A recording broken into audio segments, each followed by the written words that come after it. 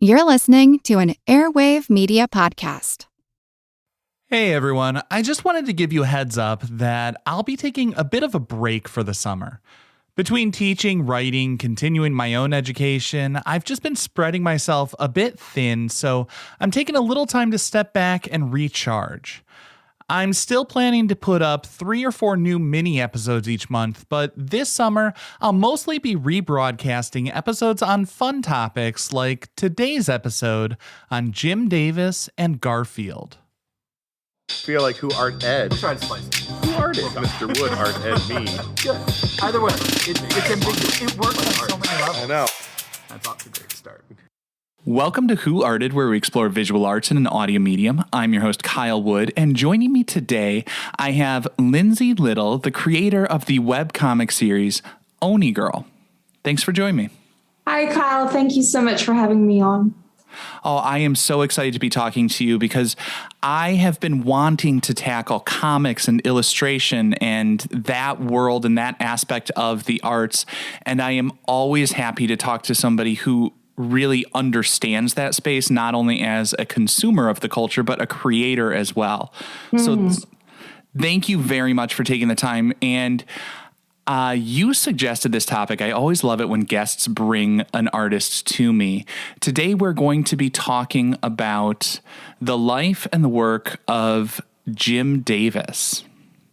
Now, for guests who don't recognize that name off the bat, I'm sure most people listening will recognize his famous cartoon character of Garfield. Now, just before we get into his work and his creation, I always like to start off with the background.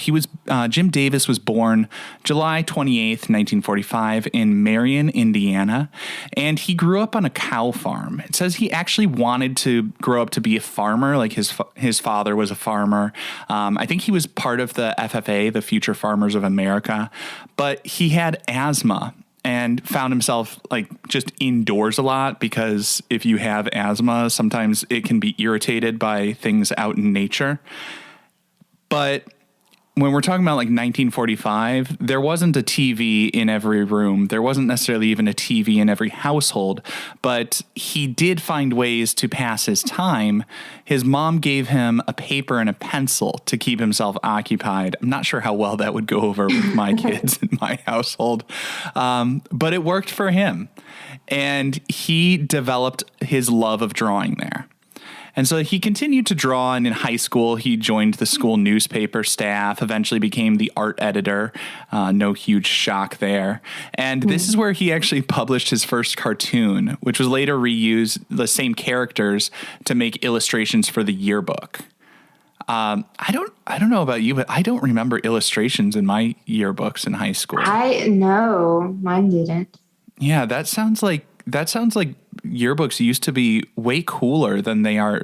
I mean, I say that, but my senior year of high school, I did illustrate the interior covers of my yearbook. But other than that, that was sort of not the norm.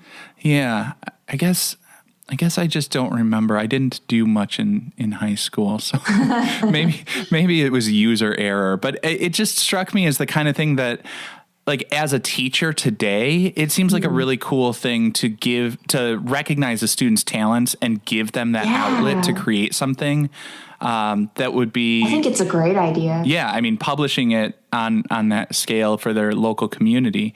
And I know a lot of times, like you said, you did the interior covers, and at my school, students designed the cover of the yearbook. But I think it's cool to have like characters spaced throughout. Yeah, like a reoccurring sort of thing that is created for the school.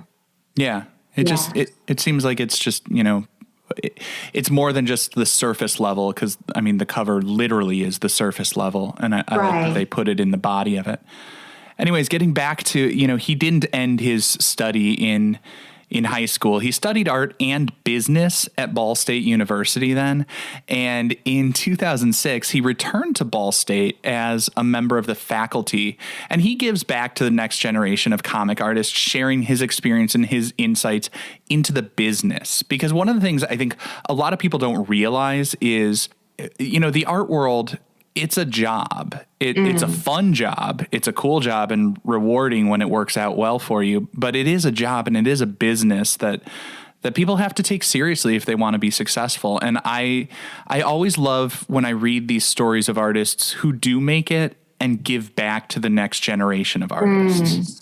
And in that vein of business, he actually started his career in advertisement. 1969, he started assisting with the Tumbleweeds comic. Are you familiar with Tumbleweeds? I had never read Tumbleweeds, no.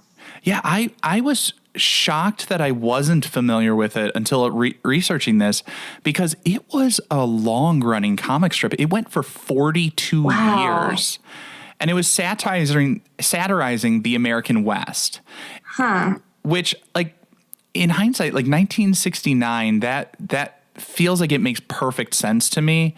Like, to have something in pop culture that's talking about the American West, because of the fact that like I just think that's a time when like Westerns were super popular, like John Wayne and all of that. Yeah. Like my parents' generation seemed to love Westerns. I don't remember the last time I saw a Western that, like, you know, my dad wasn't showing me for some reason to try. It's definitely like, it's definitely a generational thing. Like, it was really big back then, but sort of rare these days.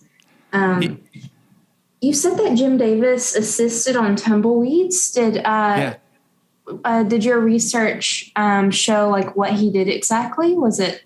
I'm curious to know what kind of assistant work there would be for comics back then. Well, so I got the sense that what he was doing, and I could be wrong because I did not write this down, and I have a memory of a goldfish, but my take on it was like, you know how in for lack of a better term, like that industrial art setting, you have the head designer who's coming up with the big ideas and the concept work, and then you have other artist assistants who are like executing the actual drawings a lot of times. You know what I'm saying? Like, absolutely. I got the sense that Davis was kind of in that vein, where he was like doing some of the execution work of some of the drawings, and Tom K. Ryan, the guy behind Tumbleweeds, was like doing the bigger picture stuff, the big designs, the big concepts, the writing, and probably, you know, like a lot of traditional artist studios, maybe he was doing like putting his personal touches on some elements of it, but leaving the boring stuff to Davis and others. At least that's my take on it, and my assumption just based on like studio practices in general. You know? It's just interesting to me because comics definitely take a lot of work. But generally for comic strips, I like Tumbleweeds. It had never occurred to me that that could take multiple people besides the artist and the writer. So I was just really curious about what Jim Davis would have done for that. But I'm absolutely sure you're right that it was more of the sort of grunt work. Like maybe maybe the artist, the original artist, sketched it, and then Jim Davis went in with the inks and cleaned it up. That's not unusual for more of a typical comic format, like you would get in a comic book. Yeah, and that's my thought. And also just like when you think about the comic book, or the comic strips, I should say, because it's not like a full graphic novel or anything like that. But like comic strips on the one hand seem like, well, there's not so much to it. But at the same time, like there's this pace of output and the constant deadlines that I think the really successful ones always need a good team behind them. Yeah, that makes a lot of sense. Yeah. And so Davis spent like 9 years as the assistant for Tumbleweeds. Wow. Yeah. Wow.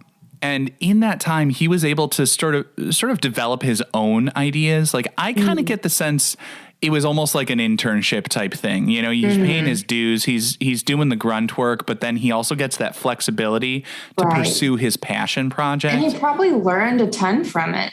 Oh, absolutely. Absolutely.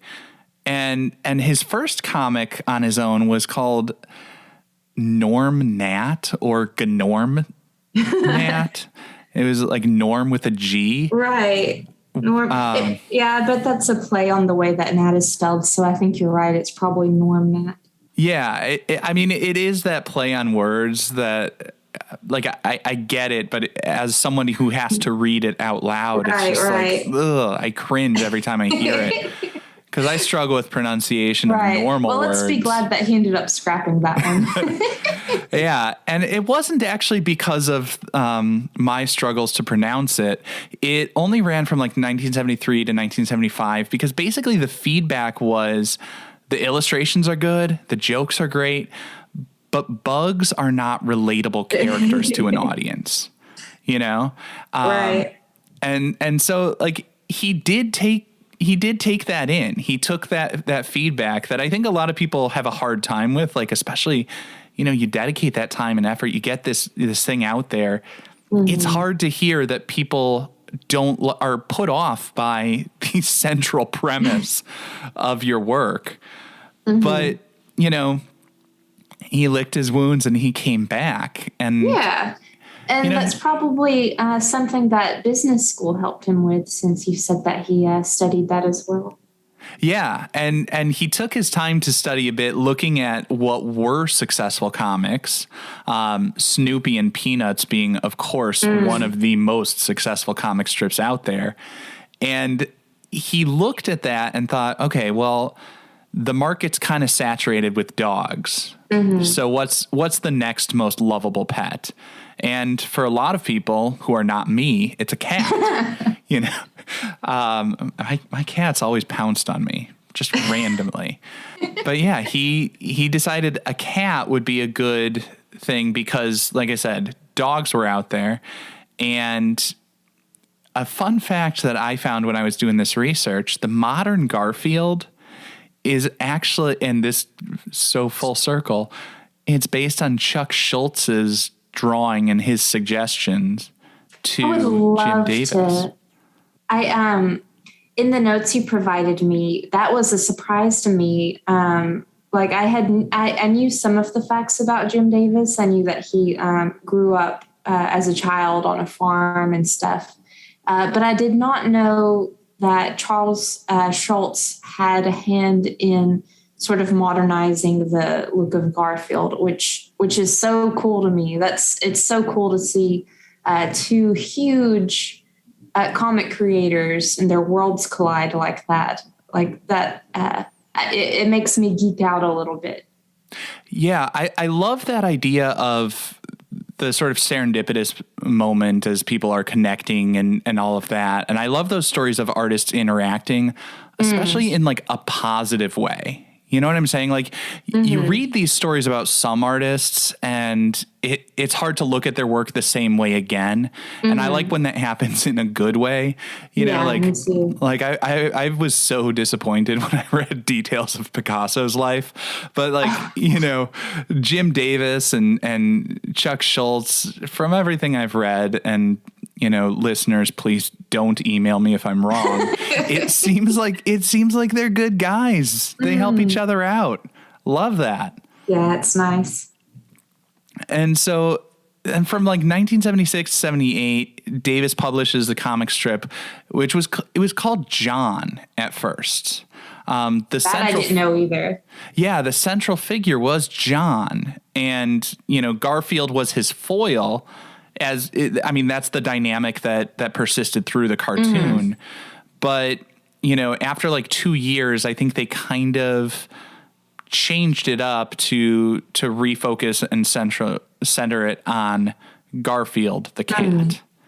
And I think it's kind of cool the way that like Jim Davis's personal history and his biography seems to come through. I always love these details where an artist is sort of giving us a window into their world. I mean, it's not 100% autobiographical, but like John is a cartoonist and he grew up on a farm and his birthday is the same as Jim Davis's, and Garfield is Jim Davis's grandfather's middle name. And you know, it's just like all these things where it's like, you can really tell he was giving it all he had. He wasn't like holding back. Like, this is the project that he felt was gonna be his legacy. You know what I mean? Yeah, absolutely. Like, this is sort of the culmination of all of his experience and his life experience, and just it's sort of it's the most Jim Davis that any of his comic works could be, if that makes any sense. Oh, it 100% makes sense to me. I mean, like I said, he's naming the characters after his family members. He's putting his own biography into it. And like, you only do that if you are going to be proud of this, you know? It's also sort of like that expression, to write what you know. Oh, yeah. Yeah. And I think that's very true in this case. Like, you aren't going to know any other life or any other experience as well as your own. So if you can focus on that, then you're going to get something genuine just automatically. Yeah. And I think that's what people responded to. I mean, John is this somewhat bumbling, but also lovable character. Yeah, lovable goofball. Yeah. And Garfield is he's got this gruff exterior, and we all kind of know someone like that. But like, under the surface, there's some warmth to it too. Yeah. You know? Yeah. He's a charming character. Yeah. He's a lovable jerk. Yeah. You know? It really resonated with people. And I cannot overstate like the significance of this legacy. Like, I grew up watching some Garfield cartoons and stuff from time to time. But the comic John, you know, started in 1976. By 78, it was Garfield. And it has been syndicated. It first, like, in 41 newspapers in 78. And now it's been in like 2,500 newspapers, read by like 300 million people. It's been movies, video games, the comic strip, the books. There was even a Garfield-themed restaurant in Dubai. I wish I could go back in time and go to that restaurant. That sounds amazing. I wish I could go back in time and pick up all sorts of Garfield swag. Yes. I mean, my wife and I have been watching old reruns of Double Dare, and like, the first season, the first prize used to be a Garfield phone. And I'm like, that is delightful kitsch that is selling for a lot on eBay. I do find myself Googling older Garfield merchandise every now and then. Like, I'm always tempted by it. I really do. It's delightful. But now I do want to shift to talking about like Garfield the cat and the evolution of the character, because that is something that I really would love to know your insights on. Like, because like I said, the original Garfield in the John comic looks very different from the Garfield that all of us know today. Yeah, absolutely. I'm looking at it now from my phone. Yeah, the initial Garfield, the first comic was like black and white, so it's just like a contour line drawing, but it looks like a cat. It's kind of sitting there on all fours. It's basically like a semicircle with a face. Yeah, he looks like a big mound. Yeah, and then in 79, he's still kind of like that, a little bit stretched out. They added some color. I can see. I always like seeing those elements of process, and maybe this is the artist in me. Like, I'm always looking at stuff with that like lens of how was that constructed. And so I like that in his style, we've got the, you know, the Ben-Day dots and like the little bits of like hatching and stuff like that. I always like seeing those sort of, I guess, like I said, evidence of process. Absolutely. I'm right there with you. And I like, as I'm looking at that second iteration of Garfield from like the 1979, the original Garfield comic strip, which was basically the same as the first John comic strip, just more polished. Yeah. I like the way that like the markings on his back are line designs. You know what I'm saying? It's like hatching lines to make up these triangular They're not like patterns. solid shapes. They're, yeah. I like that. It's, to use the pompous sort of term, it's that sprezzatura, that studied carelessness. I always got it, like, as I'm, trying to sound smart, I always got to pepper in little foreign words. No, it's great. This is an educational podcast, and I'm being educated. It's great. But it's interesting to me the way he's simplified the character. Like John, his nose becomes just like a line, Yeah. Whereas the initial one almost has like a Sesame Street kind of meets Simpsons vibe. It's so funny. It the style of it looks like that time period, like it, and it's hard to pinpoint what exactly it is, but it does have that same quality that you just said, that Sesame Street, and I'm sure lots of stuff. I think it's because of the roundedness of everything. The hairstyle is a little bit frazzled. His clothes seem to be a little bit ill-fitting, Yeah, and the lines are in general are just like a little bit wobblier. Yeah. Yeah. Whereas it's 79, it feels tighter in terms of the drawing. I always think of, like, in a lot of modern art, there is just that idea of simplicity reads as more elegant. And a lot of this feels a little bit more confident to me too. In terms of the mark making, like, it takes confidence to make John's nose just a line. Yeah. To reduce it like that. And I feel like it was a little bit bolder, but the next iteration, looking at Garfield as we see him today, he is a biped. He is standing up on two feet. He's almost human-like in his posture, which I find kind of interesting. I love the modern Garfield design. I think it's so cute. Yeah. And I think, when we talk about cuteness, I forget where I heard it. I'm gonna assume I probably listened to, like, SYSK, and they were talking about, like, they probably did an episode on the science behind cuteness, but as I recall, it's like larger eyes make it cuter.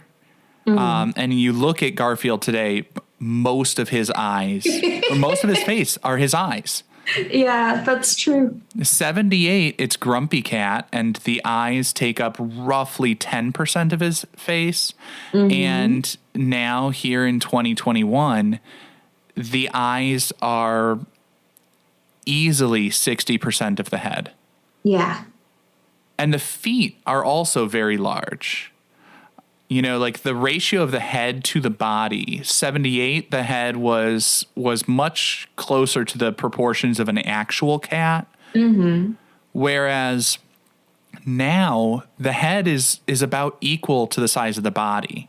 And it's almost like the proportions of a human baby, where that oversized head, relative to the size of the body and everything like that, I think it draws you in because when you see those features, it makes them seem a little bit more helpless. Like, if a cat had those giant feet, like, they would not be able to get around. They'd be tripping over them constantly. They'd be tripping over their feet and falling over from the weight of the head. But as a cute image, it totally works. Yeah, absolutely. And you made me think about how different proportions of characters can make them cuter. And it made me think of how in anime style art, that's very true to have larger eyes. And it's even truer for chibi art, which is sort of like cuter, a cuter stylization of anime art, where characters are even more exaggerated. They have smaller bodies, bigger heads, bigger eyes. And I think that's just that magic formula that makes something very cute. Yeah, I mean, if you want something to be cute, construct it like a lollipop, stick body, giant head. Yeah. and always rounded, you know? Yes, roundness is important. But I'm curious, you know, as somebody who's developed a comic, I mean, the Oni Girl comics, you know, I keep seeing these updates, like your subscriber count just keeps going up. Thousands of people are enjoying your comic. As you develop a character, how much are you doing this sort of intuitively, and how much are you thinking about, like, okay, instead of coloring it as solid lines here, I'm going to dash off a few lines for the markings on his back. I'm going to do this sort of wedged hatching, like it almost seems like it's referencing something like a woodcut print in his ears. You know what I'm saying? I guess it is more intuitive in those instances where you're referring to the detail of certain drawings of characters. Yeah. But as for the design of a character, that's a different story. So I would love to hear some elaboration on like the steps you go through in designing a character. Oh, sure. For a character, I have to have a basic idea of who they are. And I might not have a complete idea of what this character is supposed to be like, or what their interests are, or what their goals are. I might not have any of that information readily available in my head, but if I just have a general idea, then I can start sketching from there. And as I think more about what I want this character to be, then I'll refine their design. So let's see. I'm trying to think of an example of one. But I do. Go ahead. Oh, no, I was just going to say, so like, you know, as I think about those things of like what the character is going to do and what they're going to be and what their motivations are and stuff like that, like the first thought that I have is, you know, if you want it to be soft and lovable, you're going to make it sort of more rounded features and organic shapes versus like, is it going to be more jagged and pointed? Like, is that the kind of process you go through as you're thinking? Absolutely. And as you were saying that, I actually thought of a specific example for two of my characters. In my comic, there's a pair of siblings, and they're slimes. They're sort of anthropomorphic slimes, but they're slimes nonetheless. And their names are Phoebe and Jay. And as I was initially designing them, they both had sort of soft, rounded features because they're slime siblings, and one is made of peanut butter and the other one's made of jelly. And you can guess which one is Phoebe and which one is Jay. But originally, they were both very rounded, and they're sort of twins, so their faces are very similar. But I didn't have enough to distinguish them from each other. Jelly and peanut butter are both soft textures, so they both had hairstyles that sort of like went down, like gravity was pulling their hairstyles down. What I ended up doing to differentiate them was making Jay's hair sort of rounded and gloopy. Just, it's made of lots of circles. Whereas for Phoebe, I made their hair sort of sweep upward, like you see with a scoop of peanut butter, how there's peaks to it sometimes.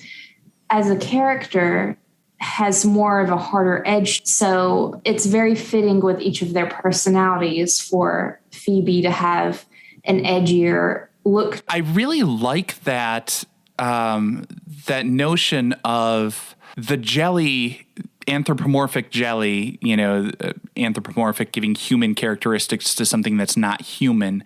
The anthropomorphized jelly has the rounded hair, and I'm picturing that as like almost a connection to grapes and, the way that a bunch would go. Whereas the hair on the peanut butter figure is swept up the way that peanut butter often is. And so I have that literal connection to the material, but then you're saying we also see it has like a metaphorical meaning in terms of the way the character conducts themselves. Yeah. And I think that's something that a lot of people who design characters take into consideration when they're designing their characters. Just when you look at a character, you sort of already get a sense of what kind of character they are without having to read about them. Absolutely. And I think that's the kind of discussion that, I imagine Schultz and Davis having some version of that kind of discussion about their characters, thinking about like, okay, the cat's on all fours. It's like a house cat. House cats don't talk. They're not doing stuff. You want it more anthropomorphic. You want it more human-like. So give it big human feet. Have it stand up like a person. And then we get this. That makes Garfield a little bit more expressive. And now as a person, like when I'm looking at the 1978 version, I'm looking at Garfield and thinking like that cat's going to pounce on me or it's going to present a rat. There's going to be some sort of unpleasant interaction at some point. Whereas when I look at the current Garfield, he's got a little bit of like this sly smile, a little bit of like almost smugness to him, but also like it's so rounded and soft. Even the markings on his back, which generally form a triangular silhouette, it's not pointed. All of the lines that make it up are kind of rounded at the edges and stuff like that. There's a softness to it in the way that each thing is constructed. And I think that is part of what makes it work so well as a figure. Absolutely. Yeah. So now, go ahead. Oh, I was just going to add another thing that you made me realize as we were discussing the original Garfield versus the modern Garfield is that perhaps the original Garfield is not as successful because it has that uncanny valley factor to it. It's absolutely recognizable as a cat, but there's just a little bit that's off about it. Like he has a small head compared to what in real life would be like an obese body for a cat. The lines were wobblier. He's not as appealing as a cat. And maybe it's because he's too close to realism there, but it does not quite get far enough away from it. So it's one of those things you have to balance too when you're creating a character. Like if you are trying to do something with a hint of realism. Yeah, I think that is such a great point. And, the uncanny valley is this concept that I don't use that term with my students, but I tell them all the time. The worst thing is a near miss. You either want it hyper realistic or clearly stylized, because when something's just the slightest bit off, it's unsettling. It becomes creepy, basically, and I think that is a really good point. There is a little bit of an uncanny valley vibe to that initial Garfield. I'm glad that you see that too. Yeah, absolutely. Because as I do look at the initial version, it does remind me so much of my cat and like, the worst jokes that people make about cats. What was it? Like there was an Onion headline probably that like cat thinks of nothing but murder all day. Like right. we always get this sense that like, yeah, and I'm someone who genuinely like I've had 2 cats. I'm an animal lover, but like the cats generally always seem to have their own agenda. And so when you have something that looks too much like a real cat and then you give it the intelligence of a person and it's sassy and condescending and it's too much. You need it to be a little bit of a lighter jab. Yeah. And I think that's what we got today. So I'm wrapping it up. I want just a 3-point rating scale. And where should this hang? The Louvre? Is this something to look at? The lab? Is this something to learn from? Or the Louvre? British for the bathroom. Yeah, there's a poop joke in there somewhere. Oh, that's terrible. Well, personally, I think it's worth keeping around. Garfield has brought generations and generations a lot of joy, and he continues to do so. So I don't think there's anything wrong with that. I 100% agree. I'm a big fan of, levity and anything that brings people joy. I think that should be kept around. To me, it's one that I put in the loo just because it's a fleeting thing, and I enjoy it for the moment, but don't necessarily preserve it. It's that ephemeral experience of watching Garfield, laughing at the comic. I think there's a lot to it, and I mean no disrespect with that. Oh, of course. But that's just kind of how I view it. Well, thank you so much for taking the time, and I really appreciate your sharing your insights as not only a lover of the arts, but a creator of the arts as well. And thanks for giving us a little bit of a peek into that process of how you develop your characters in the Oni Girl comics. Yeah, absolutely. It was a sincere pleasure, Kyle. This was a lot of fun. Well, thank you very much. I appreciate it. This concludes this week's episode of Who Arted. If you found this tolerable, please like and subscribe on Apple Podcasts, Spotify, or wherever you're listening. You can find images of the work being discussed this week and every week in the show notes, on Twitter @WoodArtEd, and on the website whoartedpodcast.com.